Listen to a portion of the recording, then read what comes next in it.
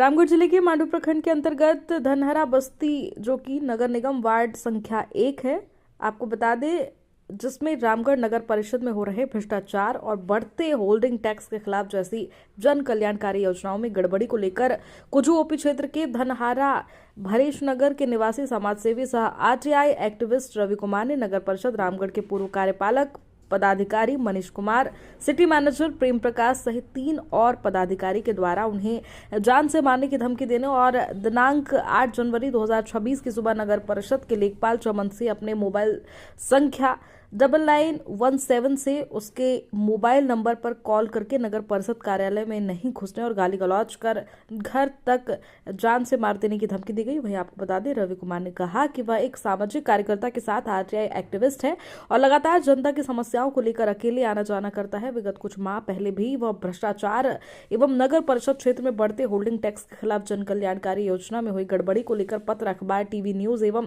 Social media के माध्यम से नगर परिषद विभाग में हुई गड़बड़ी को सरकार एवं आम जनता तक पहुंचाया था।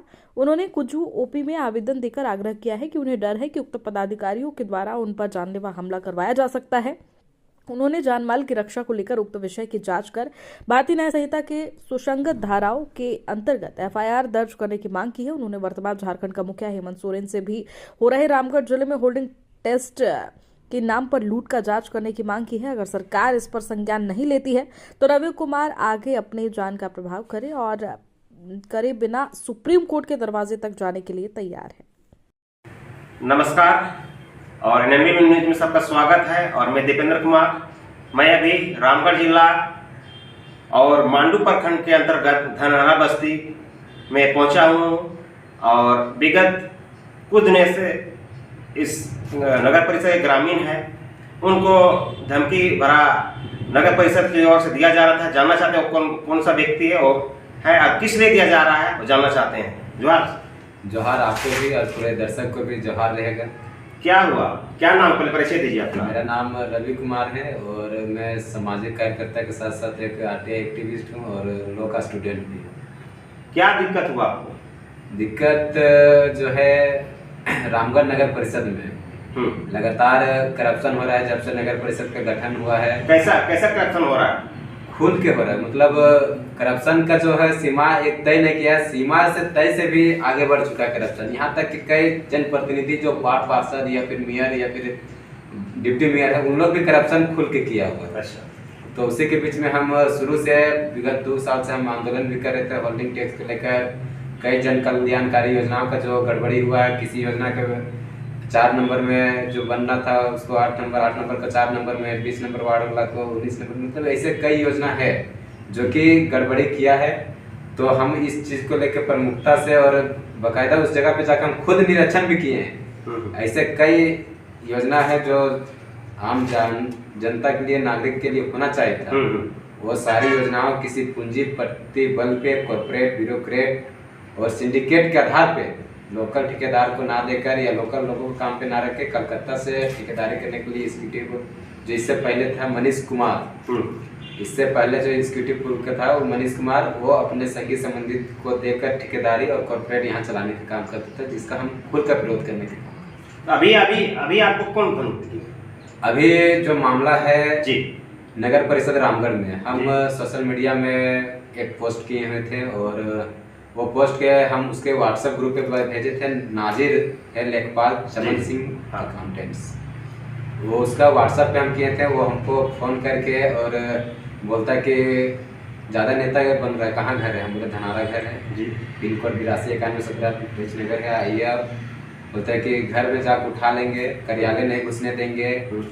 और इससे पहले भी सिटी मैनेजर प्रेम प्रकाश, जो अभी भी सिटी मैनेजर प्रेम प्रकाश है और कार्यरत भी है ऑफिस में, वो भी 3 तल्ला मंजिला से हमको वहां से धकेलने का धमकी दिया था कि ज्यादा नेता बन रहा है, ज्यादा सवाल पूछने, ज्यादा आरटीआई बन गया है, ऐसा उसके द्वारा भी किया गया है। उससे फिर मनीष कुमार जो थे एग्जीक्यूटिव उस समय, वो भी सरकारी काम में बाधा डालने का आरोप में ऐसे करके बहुत सारे आरोप आते आए और हम इन सारे आरोपों का जो हमारा शिकायत था और कई तो अधिकारी उसका जो है कैश, वो भी एक टेंडर सेल का कुछ काम देखते हैं, टेंडर सेल में वो अपना जवाब ना देकर महिला जो वहाँ पे वर्कर रहती है, महिला स्टाफ के साथ में बोलते हैं कि वहाँ पे जाकर उसका साथ में बदतमीजी कर रहा था, ये कर रहा था, ऐसे कई एलिगेशन भी उन लोग लगाने का प्रयास करते आए हैं।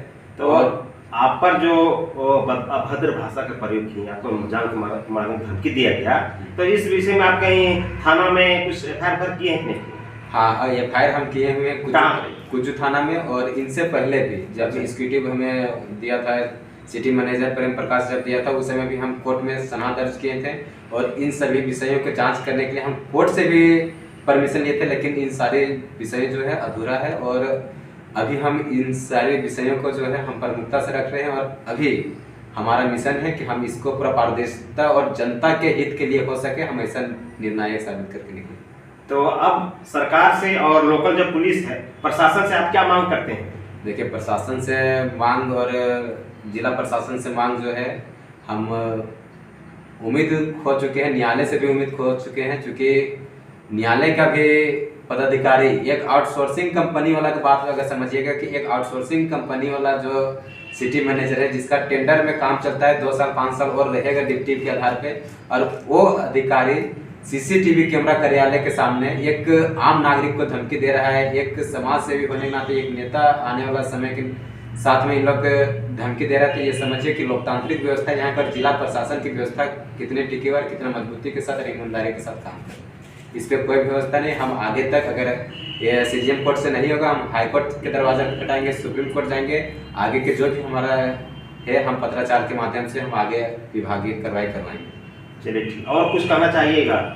कार्रवाई है, और नगर परिषद का चुनाव भी है नज़दीक में। हम बतौर नगर परिषद क्षेत्र वार्ड नंबर 1 के निवासी होने के नाते लोगों से ये अपील भी करना चाहते हैं कि महिला आरक्षित सीट है, इन सीटों पे देखा जाए, और जन कल्याणकारी योजना में जो गड़बड़ी हुआ है, प्रत्येक वार्ड से लोग अपने अपने वार्ड की जो समस्याएं हैं, जो मूलभूत सुविधाएं नगर परिषद की तरफ से होना चाहिए, साफ सुथरा होना चाहिए, स्ट्रीट लाइट लगना चाहिए, तार बिजली पोल होना चाहिए, शिक्षा व्यवस्था होना चाहिए, स्वास्थ्य निवेदन का जो सुविधा होना चाहिए, PM आवास होना चाहिए, नाली रोड होना चाहिए, इन सारे विषयों को जो प्रमुखता के साथ रखेगा, निडर होकर रखेगा, उन सभी जैसे भी प्रतिनिधि उसको चुनाव करके भेजिए, ताकि आने वाले समय में कोई निर्णायक और रामगढ़ के हित के लिए हो सके। यानी आप लोगों का प्रखंड मांडू पड़ता है, लेकिन नगर परिषद में आप लोग आते हैं? हाँ, ये कहा जाए तो नगर परिषद की जो भी सर्वे हुआ था 2011 में जी, ये ग्राम सभा जब किया गया था, ये आम जनता के साथ ग्राम सभा नहीं किया गया था, उनकी समस्याओं के साथ ग्राम सभा नहीं किया गया था, वो गांव में आके ग्राम सभा नहीं किया था, बल्कि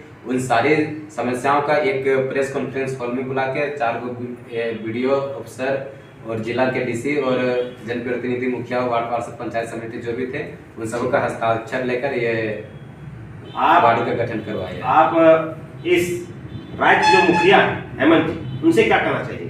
सरकार से उम्मीद है, और सरकार झारखंड के हित के लिए जन सम्माननाओं के लिए लगे हुए हैं, समाधान करने के लिए तैयार है। सरकार से अपील रहेगा, और नगर विकास विभाग मंत्रालय के सुदीप कुमार सोनू जी भी है, उनसे भी ये अपील रहेगा। नगर निगम का सचिव है, मुख्य सचिव है, इन सबसे आग्रह है कि जो भी पत्राचार हुआ है, राज्यपाल महोदय ने भी इस विषय को, तो इस विषय में आप क्या बोलिएगा? जो होल्डिंग टैक्स के विरोध में आंदोलन छेड़े हैं और इनको धमकी दिया जा रहा है, इस विषय में क्या बोलिएगा? धमकी दिया जा रहा है, इसका मतलब साफ है कि वहाँ पे करप्शन हुआ। गलती अगर नहीं होता तो अगला धमकी भी नहीं देता। इसका मतलब साफ है कि काम जो वहाँ पे हुआ वो गलती हुआ। इस सूचना आवेदन के तहत जवाब आने, हर नागरिक जो भी देश के हैं, उनके पास पावर है कि टैक्स का पैसा कहाँ यूज हो रहा है, उस पर वो सवाल जवाब कर सकते हैं, ताकि उसका टैक्स का पैसा का मिसयूज ना हो सके। कोई भी आदमी टैक्स देता है 5 रुपये, तो 5 रुपये ही देता है, 4 रुपये नहीं देता। वहीं जब काम होता है तो 20 रुपये का काम होता है और उसमें 40 रुपये निकल जाता है। तो इसका मतलब साफ है कि वो मिसयूज है, करप्शन है। तो इस करप्शन को कैसे रोकिएगा? सबसे पहले तो ये RTI लिखे हैं, अब इसके बाद आवेदन लिखेंगे जिसमें RTI में और एक प्रावधान है जिसमें आम नागरिक कोई भी सरकारी काम को स्वयं जांच भी कर सकता है, पेपर भी जांच कर सकता है, डॉक्यूमेंट भी जांच सकता है, मेजरमेंट भी जांच सकता है, उसके बाद क्वालिटी चेक भी किया जा सकता है। तो ये आवेदन लिखेंगे और उसमें क्वालिटी चेक करेंगे, मेजरमेंट चेक करेंगे, और जहाँ भी अनियमितता है उसमें फिर सेंट्रल जो विजिलेंस कमीशन है उनको फिर आवेदन दे दिया जाएगा, और फिर सेंट्रल विजिलेंस कमीशन से फिर जवाब मांगा जाएगा कि इसमें आपने क्या कार्रवाई किया। चलिए ठीक, तो थे इनका विचार। के लिए समाधान का रास्ता निकालिए। चलिए ठीक। ये हो। तो ये थे रवि जी, जिन्होंने गर्मिकता से अपने बातों को रखा और अपना मांग की है सरकार से कि जल्द से जल्द मुझे न्याय मिले, और साथ ही साथ जो मामला क्षेत्र में है उस क्षेत्र की मामला को समस्या को जल्द से जल्द निपटाया जाए।